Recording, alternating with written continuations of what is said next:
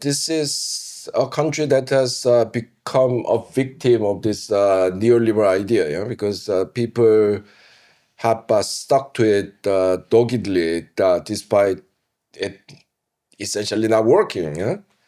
And it really needs fresh thinking. I mean, even Rachel Reeves, the Labour Chancellor, using this the metaphor of the country's credit card maxing out, I think it's really a sign how deeply ingrained this neoliberal ideology has become in this country. Because already 100 years ago, John Maynard Keynes was writing all kinds of the academic pieces, but also the newspaper articles and the policy pamphlets, arguing that you cannot run a national economy in the way you run a household.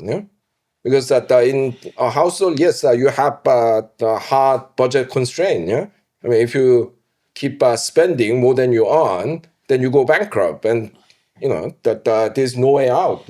However, in a national economy, it's a lot more complicated. I'm not saying that you can indefinitely spend more than you earn, but it becomes quite complicated because my spending is your income.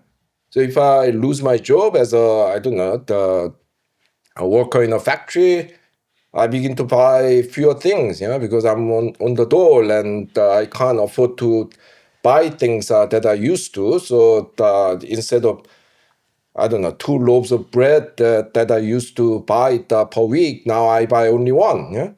And you, baker, finds that your income is reduced.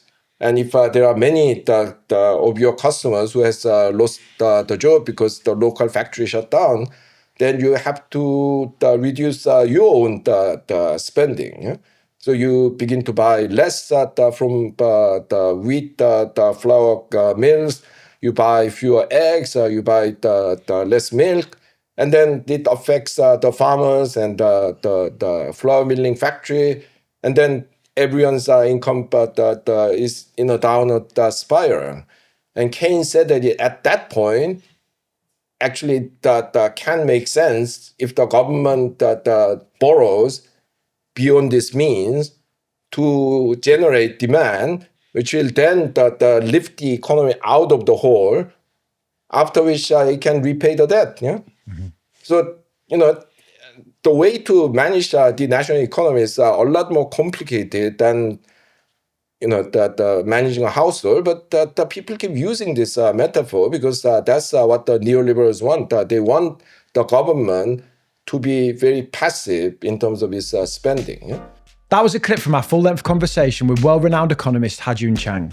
You can watch the full episode right here.